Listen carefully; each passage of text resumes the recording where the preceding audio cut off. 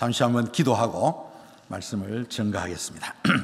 거룩하신 아버지 하나님, 이곳에 주님의 몸된 교회를 세워주시고 오늘까지 여러 가지 시련과 고통 가운데서도 믿음으로 굳굳이 서갈 수 있게 하시며 주의 교회를 부흥케 하여 주시니 진심으로 감사드립니다. 아버지 하나님, 세우신 우리 권혁천 목사님을 통하여 진리의 말씀이 증거되게 하시고 그가 외치는 말씀을 통하여 많은 성도들이 은혜를 나누며 주님을 섬겨가게 하시오니 진심으로 감사를 드립니다. 이 상황중앙교회가 이 시대에 정말 가장 모범을 보이는 주님의 아름다운 교회가 되게 하시고 성도님들이 한마음이 되어 주를 열심으로 섬기고 주의 은혜 가운데 복되게 살아가는 아름다운 성도들의 복된 삶이 되도록 복을 더하여 주시옵소서. 특별히 세우신 목사님에게 영역을 7배나 더하시고 그가 증거하는 진리의 말씀을 통하여 이건 지방에 죽어가는 우리 한인들이 주께로 돌아오는 놀라운 구원의 역사, 부흥의 역사가 이곳에 있게 하여 주시옵소서. 오늘까지 3일 동안 주님 특별 부흥회로 주께서 세우시고 부조한 종을 붙들어 주셔서 주의 말씀 증거케 하시오니 감사합니다. 이 시간도 성령의 손에 붙들림 받게 하시고 증거하는 진리의 말씀을 통하여 성령의 충만한 은혜를 나누는 복된 시간이 되게 하여 주옵소서. 감사하며 예수 그리스도 이름으로 기도하옵나이다. 아멘. 사랑하는 성도 여러분, 우리가 예수를 믿음으로 얻게 되는 유익이 과연 무엇이라고 알고 계시는지요? 그동안 목사님을 통하여 배우신 하나님의 말씀을 따라서 잘 알고 계실 줄로 믿습니다만 이 시간 저는 몇 가지로 우리가 예수를 믿음으로 얻게 되는 유익을 말씀드리려고 하는 것입니다. 그 첫 번째는 우리 모두 예수 때문에 죄에서 구원의 은혜를 입는 줄로 믿는 것입니다. 그 다음은 두 번째로는 우리가 대한민국의 국민으로 또 미국 시민으로 살아가고 있기도 하지만 우리가 예수 때문에 우리의 신분이 바꾸어져서 우리는 하나님의 나라에 속한 자가 되고 또 천국의 시민이 되어서 그리고 하나님의 가장 사랑받는 자녀로 살아가게 된다는 것도 잘 알고 있을 줄로 믿습니다. 마지막으로 하나 더 거론해보면 우리가 예수를 믿음으로 말미암아 얻게 되는 유익은 역사의 마지막 날에 하나님께서 그의 아들을 통하여 약속하신 대로 그는 심판의 주로 오실 것이고 그를 통하여 우리를 새하늘과 새 땅으로 인도하게 될 것이고 우리 모두 영생의 면류관을 얻어서 영원히 주와 더불어 살게 될 것도 잘 알고 계실 줄로 믿습니다. 그러나 우리가 예수를 믿음으로 얻게 되는 유익이 어찌 이뿐이라고 말할 수 있겠습니까? 우리의 전 생애를 통하여 이야기해도 또 주의 은혜를 찬양해도 다 찬양할 수 없다고 고백할 수밖에 없는 줄 압니다. 그러나 이 시간 저는 이 짧은 시간이지만은 우리가 예수를 믿음으로 얻게 되는 유익 여러 가지가 있지만은 그 가운데 특별히 한 가지를 여러분들에게 집중적으로 증거하려고 하는 것입니다. 그게 무엇인가 하니 오늘도 우리 주님은 이 땅에 그의 몸된 교회를 세우시고 이 교회를 통하여 이루어 가시기를 원하시는 하나님의 뜻을 이루는 일에 하나님의 뜻을 성취시켜가는 일에 저와 여러분들을 일꾼으로 쓰신다는 사실입니다. 여러분, 우리 모두 주님의 뜻을 이루어가는 일에 일꾼으로 쓰임받게 된다는 사실을 주님, 이 땅에 살아가는 우리 모두의 놀라운 은혜요 복인 줄을 믿으시기를 바라는 것입니다. 요즘 현대인들은 지성이 발달되어 가지고 오늘도 이 땅에 사는 존재의 의미가 무엇인지 가치가 무엇인지 어떻게 사는 것이 가장 보람된 인생인지 아니 정말 행복한 삶인지를 늘 질문하고 추구하고 소망하기도 합니다. 이러한 우리 모두가 찾는 삶의 의미, 존재의 가치, 또 삶의 긍지와 자부심과 보람, 행복, 이 모든 것들이 우리가 이 짧은 생애를 살면서 어떻게 주의 뜻에 쓰임받으며 사느냐는 여기에 좌우된다는 사실을 여러분 이 시간 기억할 수 있기를 바랍니다. 우리의 찾는 모든 행복이 주님의 손길에 붙들려서 어떻게 이 짧은 인생이지만은 이 땅에 살면서 주의 일에 쓰임 받느냐에 따라서 그 인생이 정말 행복하냐 불행하냐가 좌우된다는 사실을 여러분 한시도 잊지 않으시기를 소원합니다.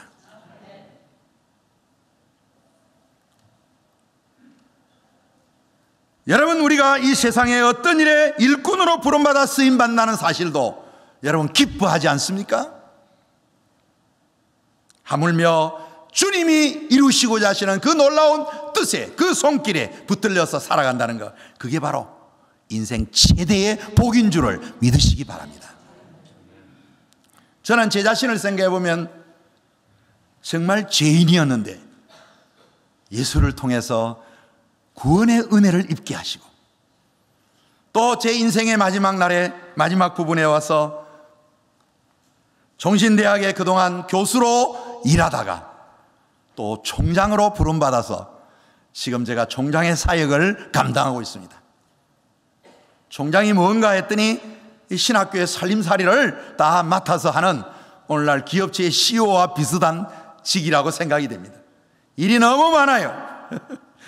그런데 그 일에서 좀 빠져나오도록 우리 고 목사님 불러주셔서 제가 지금 한 3일 동안, 한 일주일 동안 지금 이곳에 와서 좀 다른 경험을 가지면서 하나님의 은혜를 느끼고 있습니다.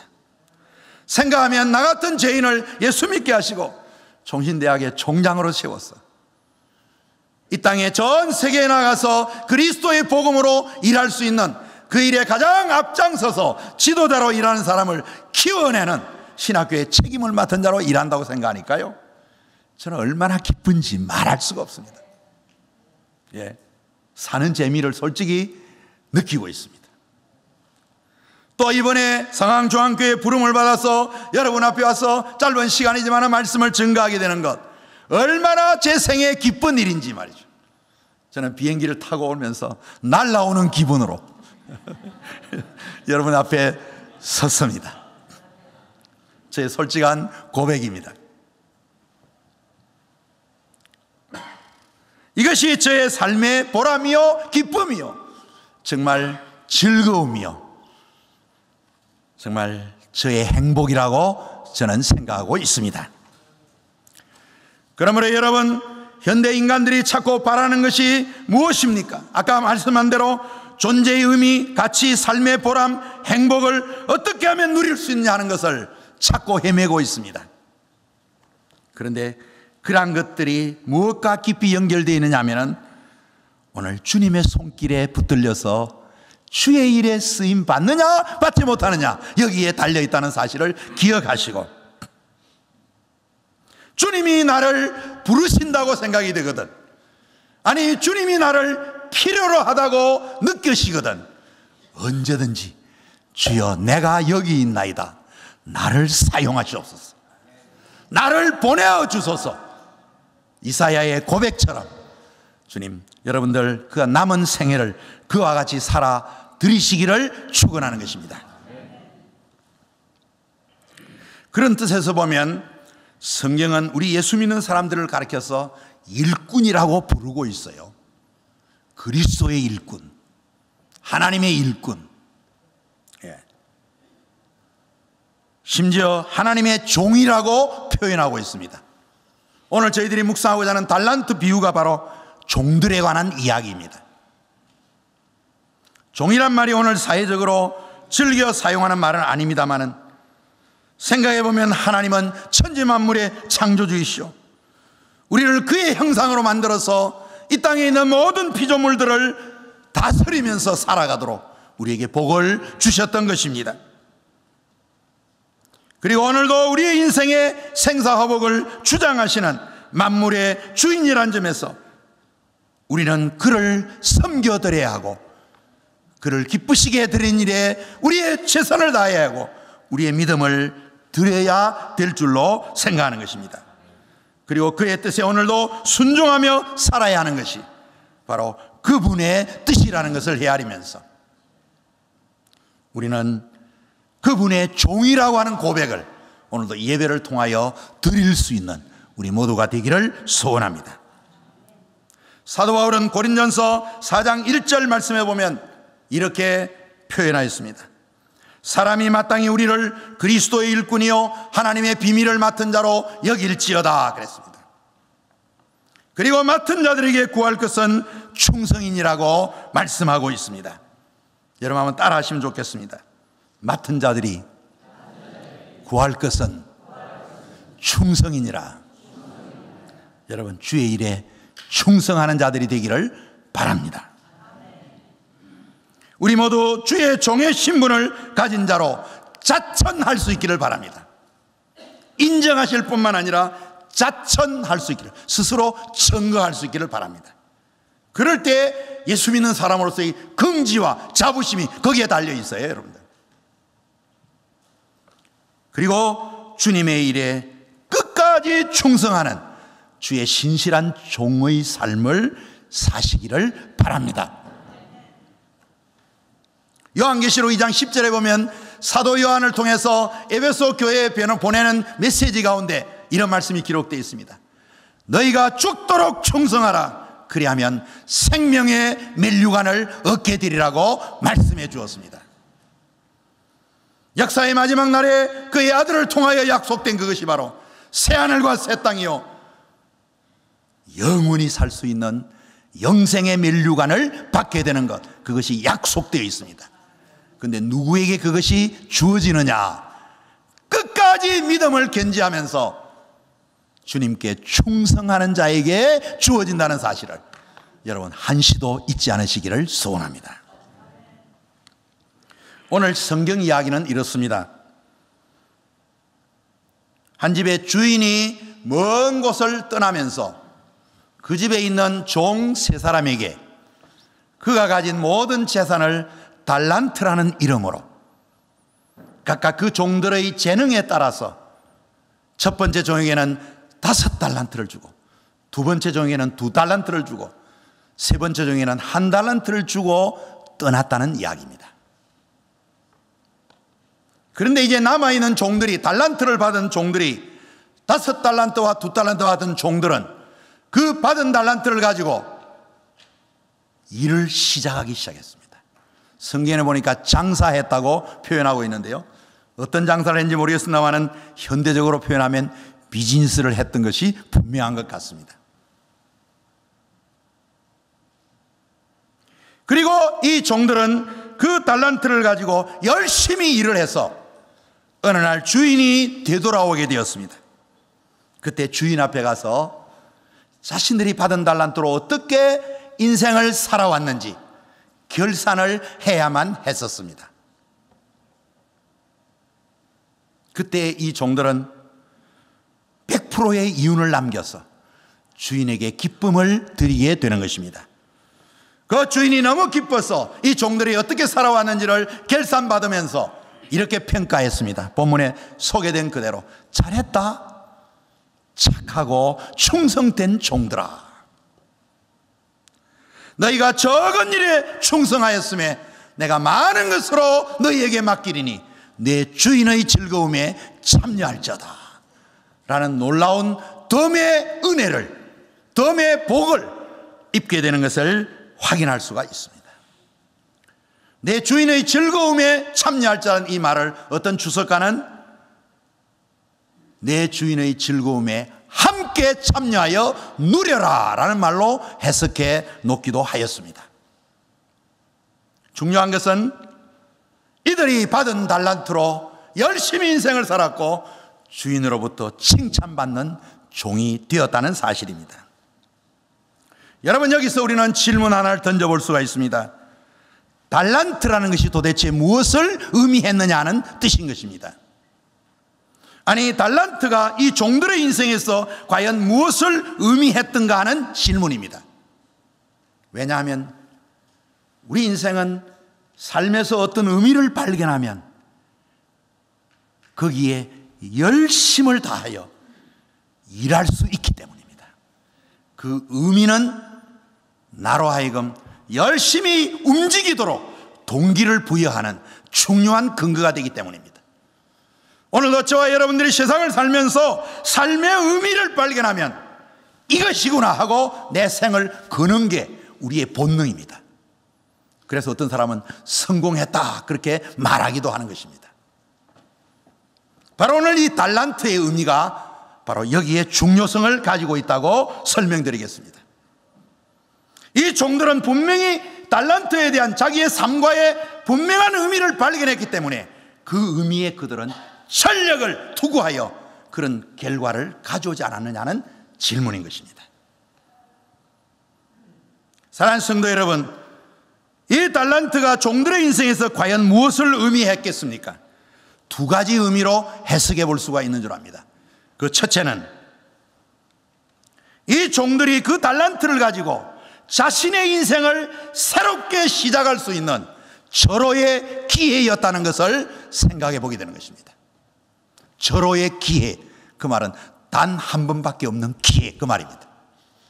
다시 얻을 수 있는 기회가 아니라는 뜻입니다. 그런 의미에 있어서 이 종들은 그 기회를 놓치지 않았습니다. 그 기회를 활용하고 선용하였습니다. 아니, 좀 더 해석해 보면 확대 발전시켰다고 볼 수가 있습니다. 이것이 내 생애의 절호의 찬스다. 이 찬스를 놓쳐서는 안 되겠다. 왜 이런 생각을 하냐니까 한 달란트 받은 종을 보세요. 받은 달란트를 땅에다 묻어 놓은 거예요. 한마디로 말하면 섞여 놓은 거예요. 자기에게 주어진 달란트가 내 인생과 어떤 관계에 있고 어떤 의미를 가지고 있고 내가 이것을 가지고 무엇을 어떻게 해야 될 것인지를 이 종은 전혀 깨닫지 못하고 있었던 것입니다. 그냥 묻어둔 거예요. 혹시 주인이 돌아와서 결산할 때에 너 내 본전 내놔라 그러면 달랑 내주고 싶어가지고 딱 갖다 묻어놓은 거예요. 그걸 비교하면 5달란트와 2달란트 받은 종들은 이 달란트가 내 인생의 중요한 의미라는 사실을 깨닫고 두 번 다시 오는 기회가 아니라는 걸 생각하고 그 달란트를 가지고 전생을 걸고 노력하고 일했다는 것을 느껴보게 된다는 말씀인 것입니다. 두 번째로는 이 달란트는 무엇을 의미하냐면은 이 종들이 평소에 이루어보기를 꿈꾸고 희망했던 그리고 바라고 소원하던 것을 목표로 삼고 그 목표를 향하여 가진 수단과 방법을 다 동원하고 모든 사고와 노력을 총집중해서 그 목표의 성취를 위하여 활동하는 모습을 생각해 볼 수가 있는 줄 압니다. 그 활동하는 모습을 가리켜서 자유라는 말로 명명하고 싶은 것입니다. 여러분, 자유란 말 잘 아시죠? 내 마음대로 하는 것, 내게 주어진 특권이요 권한이요 권리요 의무요 책임이라고 말할 수 있는 그 자유 말입니다. 자유, 내 마음대로 할 수 있는.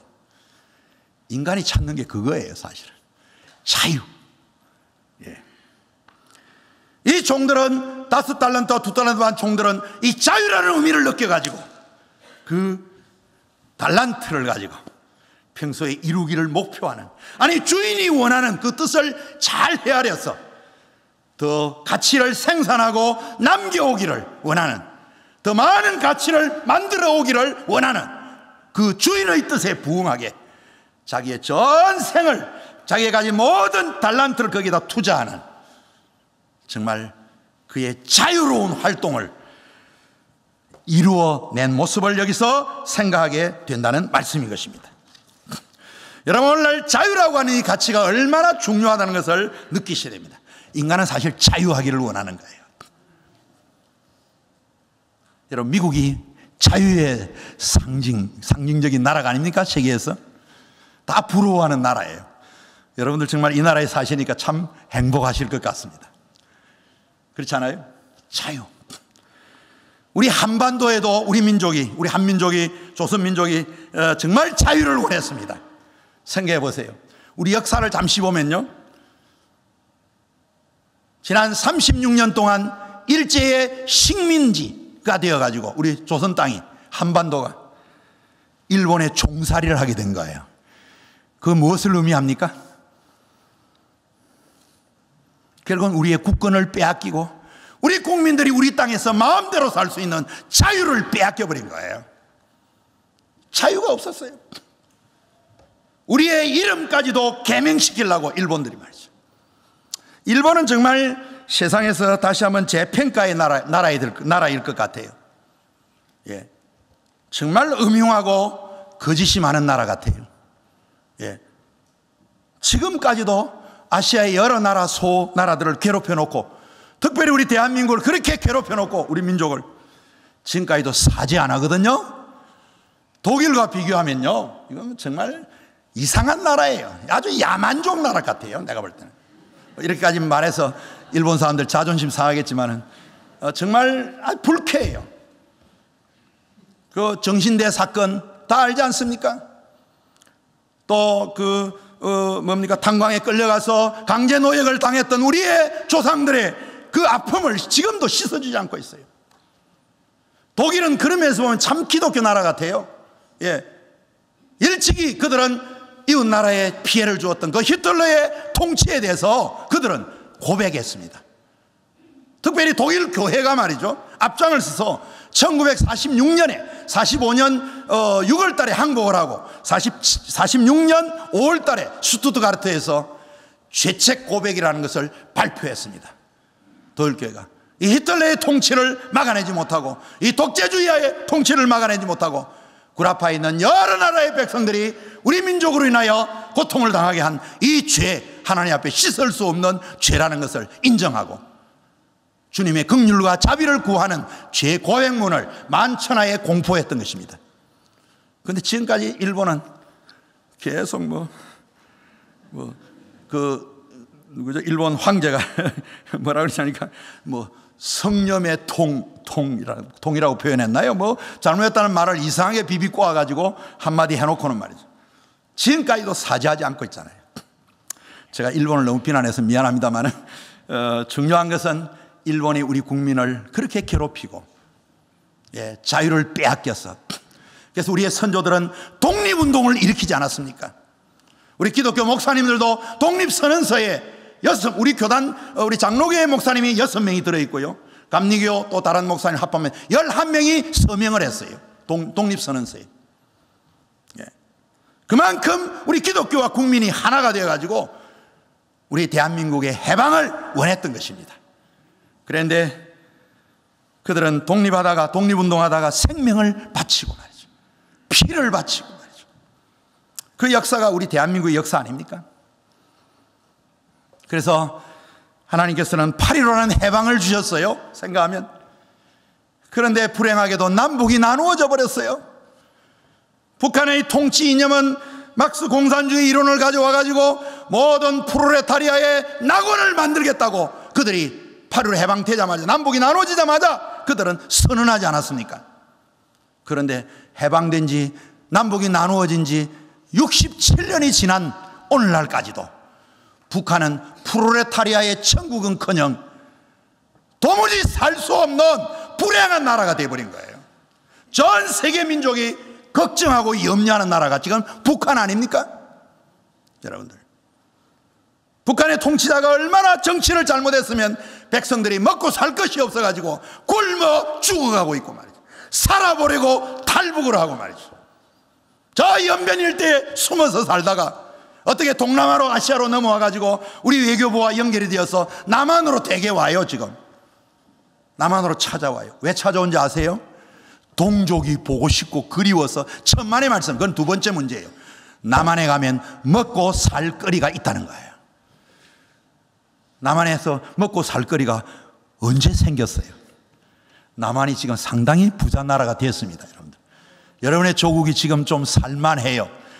물론 안으로는 빈부의 격차가 아직도 심해서 상존하기는 하지만은, 그런대로 보릿고개 시절은 다 이제 동화처럼 전설이 되어버렸습니다. 예, 우리의 고난을 받던 그런 시절은 남한에서는 지나가 버렸습니다. 요즘 남한의 먹거리가 얼마나 많이 개발되어 나와 있는지 말로 다 할 수가 없습니다. 예. 여러분 자주 대한민국 모국을 찾아주시면 좋겠습니다. 예. 그런데 우리 남한도 순탄하지 않았습니다. 예. 우리 대한민국을 건설하긴 했지만은 자유가 실현되는 그런 성숙한 나라가 되기에는 시간이 부족했습니다. 그 과정 속에는 4.19 혁명도 있었고 5.16 군사혁명도 있었고, 예, 또 제5공화국 전두환 정부도 있었고, 예, 겨우 민주화된 나라가 날이 87년부터라고 말할 수가 있습니다. 역사적으로. 그 사이에는 강주 민주화를 통해서 결국은 피 흘리는 많은 수많은 백성들이 통치자의 억압에 의해서 죽어나가는 피 흘리는 역사도 있었습니다. 그래서 젊은 대학생들이 소위 386 세대라고 그럴까요? 그때 대학생들이 반정부 운동을 벌리면서 자유를 갈망했던 것입니다. 대한민국의 민주주의의 나라가 이루어지고 대한민국의 자유가 풍만한 나라가 이루어지기를 소망했던 것, 예, 그것이 바로 근년의 역사입니다. 여러분들, 아마 여러분들은 그러한 우리의 조국의 아픔을 안고 이 자유의 나라 미국에 오셔서 지금 아마 잘 살고 계시는 거 보니까 얼마나 기쁘고 감사한지 말로 다 할 수 없습니다. 그러나 우리의 조국도 많이 바뀌어졌습니다. 우리 대한민국도 살만한 나라가 되었어요. 지금은 전 세계가 남한을 주목하고 있습니다. 예, 오바마 대통령이 자주 연설하면서 우리 대한민국의 부모님들이 자녀 교육에 대해서 언급을 했다는 이야기도 듣고 있기도 합니다. 사랑하는 성도 여러분, 제가 자유에 대한 이야기를 하다 보니까 역사 이야기까지 다 해버렸습니다. 제가 본문으로 돌아오겠습니다. 중요한 것은 자유가 우리 인간의 삶에 정말 필수 불가결한 것이고 우리의 삶의 모든 전제 조건이 되고 있다고 하는 사실을 우리 모두 다 상식적으로 알고 계실 줄로 믿습니다. 예, 조금 이야기 더 하면 북한은 정말 희한한 종교 사이비 집단 나라예요. 예. 우리 남한을 또 얼마나 괴롭히는지 말이죠. 우리 남한은 또 얼마나 자유가 많은지 아세요? 지난번 2년 전에 천안함 사건이 있었잖아요. 우리 젊은이들 46명이 서해바다에 수장되었습니다. 그런데 북한이 엄연히 저질러 놓고 증거를 다 대도 말이죠, 자기들이 한 일은 아니라고 오리발을 내밀고 있어요. 그리고 우리 남한에는 또 친북파가 막 생겨가지고, 예? 그걸 또 옹호를 해요. 또 우리 남한에 있는 사람들이, 또 우리 젊은이들이 말이죠. 우리 남한은 또 자유가 너무 많아서 큰일이에요. 정말 조금 통제를 할 필요가 있지 않나 싶은 생각 들어요. 예. 그리고 뭐 얼마 전에는 제3대째 대를 물리지 않았습니까? 나라를 개인 소유로 생각해가지고. 북한도 소유가 있는가 봐요. 나는 소유의 자유가 없는 줄 알았는데, 예, 오로지 노동자 농민만을 생각하는 그런 나라인 줄 알았는데 사실 알고 보니까 뭐 자기 김일성 가족의 나라예요. 보니까, 예, 3대째 물리고 있어요. 그 29살 먹는 아들이죠. 29살짜리가 뭘 하겠는가 걱정스러워요. 남한에서 굉장히 걱정 많이 했어요. 왜냐하면 저도 아들 둘 키워보는데요, 뭐 저희 아들은 뭐 30이 넘었습니다만은 뭐 하는 거 보면 아직도 자립을 못 해가지고 하는 거 보면은 과연 잘 할까 걱정스러워요. 차라리 그냥 아들에게 물려주기보다는 남한에다 넘겨주셨으면 통일도 빨리 되고, 또 우리 뭐 대기업체에다 맡기면 그냥 북한 개발해가지고 한 10년 안에 그냥 남북 비슷하게 만들지 않았을까, 그런 상상도 해보게 되는 것입니다. 사랑하는 성도 여러분, 자유라는 가치가 얼마나 중요하다는 것을 여기서 생각하게 되는 것입니다. 여러분, 이제 여러분들에게 질문을 드리고 싶습니다. 오늘 달란트 비유는 그때 당시에 예수님께서 그를 따르던 제자들에게 하나님의 나라의 이야기를 달란트에다 비교하여 설명한 거예요. 오늘 하나님께서는 이 시대 여러분들에게 저의 입을 통하여 이제는 이 달란트 비유를 다시 해석해 주게 되는 것입니다. 과연 오늘 이 예수님께서 본문에 이야기하고 있는 이 달란트는 저와 여러분의 인생에서 과연 무엇을 의미한다고 생각되십니까? 그것이 오늘 이 비유의 메시지의 핵심입니다. 이미 앞에서 두 가지 해석을 다 드렸습니다. 다시 그것을 끌어와서 생각해 보면 이 달란트는 저와 여러분의 인생에서 무엇을 의미한다고 생각하십니까? 첫 번째는 정확하게 말하면 달란트는 생명의 주인 되신 예수 그리스도를 가리키는 거예요. 예수 그리스도가 오늘 이 달란트로 등장한 거예요. 그리고 여러분들 예수 믿으면 구원받는다고 하지 않습니까?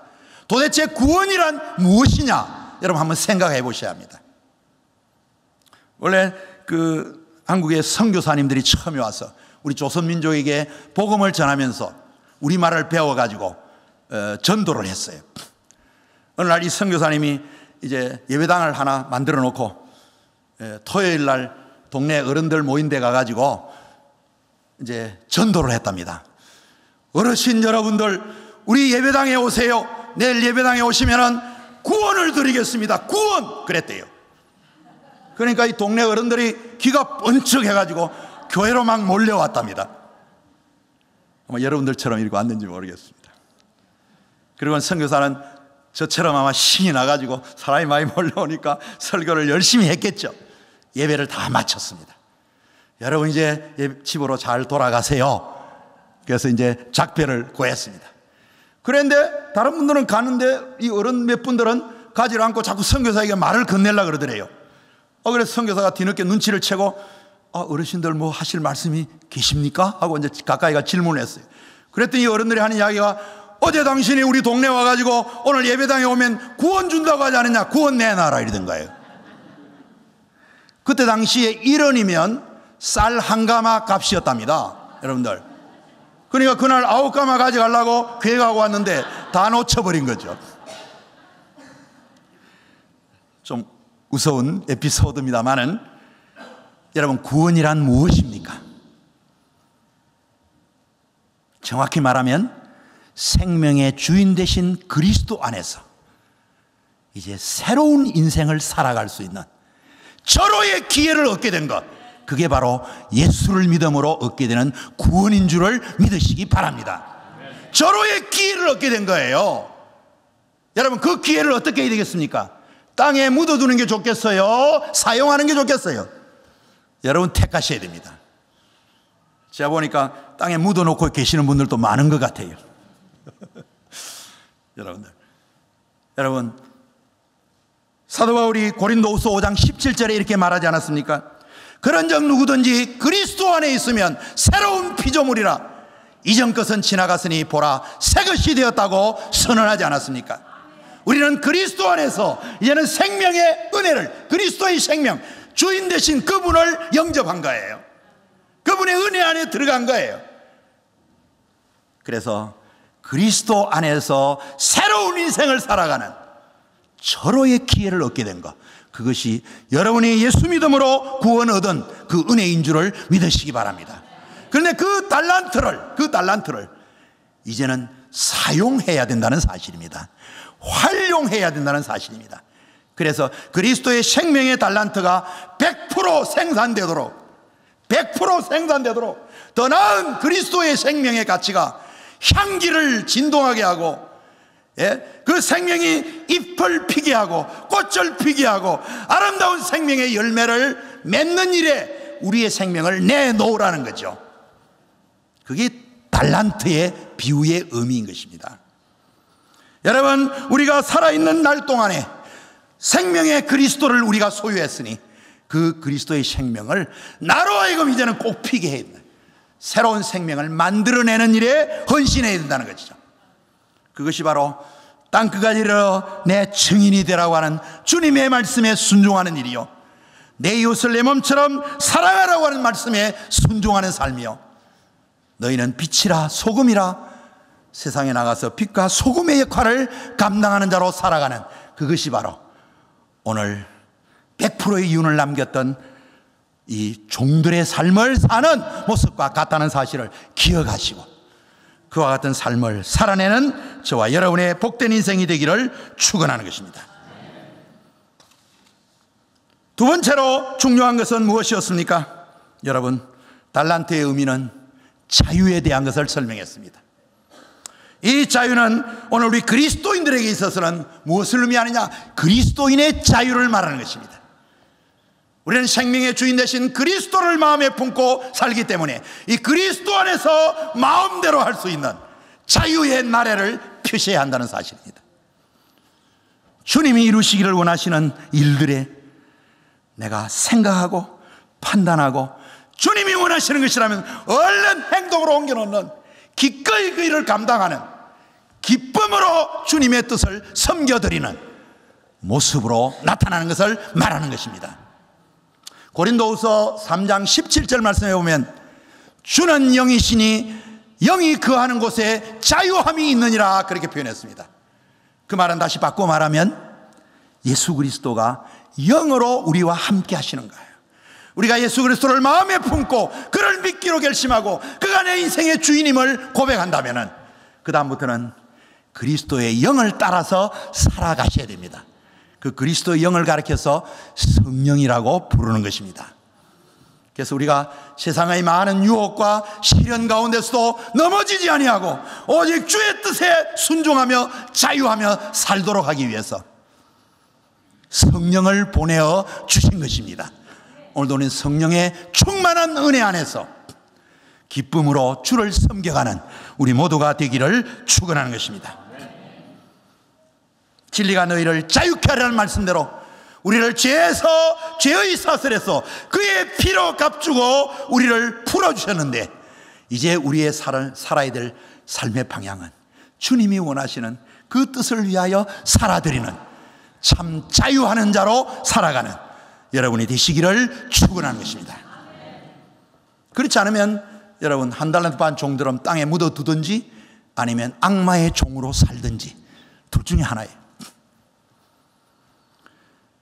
오늘 여기 마지막에 보면 이 한 달란트 받았던 종의 변명의 소리를 들어봅니다. 그는 어떻게 변명하고 있죠? 22절부터 보면 이렇게 그는 변명하고 있습니다. 24절부터 보겠습니다. 한 달란트 받은 자는 와서 이르되 주인이여 당신은 굳은 사람이라 심지 않은 데서 거두고 해치지 않은 데서 모으는 줄을 내가 알았으므로 두려워하여 나가서 당신의 달란트를 땅에 감추어 두었나이다. 보소서 당신의 것을 가지셨나이다. 이 말이 이제는 실제로는 자기는 이 한 달란트를 사용하지 못한 것에 대한 주의 뜻을 이루지 못한 것에 대해서 변명을 한 것입니다. 그렇지만 이 변명은 주인에게 통하지 않았습니다. 그는 몇 가지를 착각하고 있었다고 볼 수 있는데요. 한 달란트 받은 자는 당신은 굳은 사람이라 심지 않은 데서 거두고 해치지 않은 데 모으는 줄 내가 알았다. 착각이었습니다. 이 달란트를 주신 주인은 분명히 그것을 활용하고 사용하고 선용해서 더 나은 가치를 생산해 오기를 원했던 것입니다. 그러나 이 종은 그 뜻을 헤아리지 못하고 참으로 생각하면 참으로 종이었던 것 같아요. 종은 주인의 눈치만을 살피고 자율적으로 하는 것이 아무것도 없는 모습, 그게 바로 종의 모습입니다. 이 종은 주인은 모으지도 않았는데 해칠 수도 있고 심지도 않았는데 거둘 수 있다고 착각을 했던 것입니다. 하나님의 창조의 원리는 심은 대로 거두게 되어 있는 것입니다. 우리가 노력한 만큼 얻게 되어 있는 것입니다. 노력도 안 하고 일확천금을 노린다는 것은 사기꾼이요, 그는 오히려 죄인이라고 말할 수밖에 없는 줄로 생각이 되는 것입니다. 그리고 그는 변명하기를 두려워하여 나가서 당신의 달란트를 땅에 묻어둘 수밖에 없다고 변명하였습니다. 여러분, 이 두려움이 어디서 왔을까요? 이 두려움은 불신앙에서 오신 것입니다. 온 겁니다. 믿지 못하는 데서 두려움이 생기는 것입니다. 여러분, 그는 주인과의 관계에서 주인이 자기에게 믿고 주인의 재산을, 이 생명을 그에게 주었는데 이게 생명인지도 모르고 이게 뭔지도 모르고 그는 받아두기만 했던 것입니다. 그리고 이것을 왜 주었는지, 이것이 내 인생과 어떤 관계에 있는지 아무런 의미를 느끼지 못했던 것입니다. 그 결과 그는 두려워했다는 사실입니다. 생각해보면 두려워할 만해요. 세상이, 여러분, 현대 세상이 얼마나 경쟁이 첨단을 걷고 있고, 사기꾼이 날뛰고 말이죠, 거짓 유혹이 얼마나 많습니까? 그래서 이 사람은 인간적으로 생각해보면 투자할 곳을 마땅히 찾지 못했던 사람 같아요. 누구에게 맡기자니 의심이 가지고 이 사람도 도둑놈이 아니냐, 내가 떼먹을 거 아니냐 불안을 느낀 것 같아요. 그러나 근본적으로는 주인을 믿지 못한 불신앙의 사람이었다. 달란트를 받아두기만 한 거예요. 그것이 어떤 가치를 가지고 있고 어떤 의미를 가지고 있고 무엇을 요구하는지에 대한 주인의 뜻을 헤아리지 못하는 불신앙, 이 불신앙에서 우리 모두 뛰쳐나와야 되고, 오늘도 우리는 이 달란트 받은 자들로서 주님 앞에 충성스러운 종의 모습으로 살아드리는 여러분의 아름다운 인생이 되기를 축원하는 것입니다.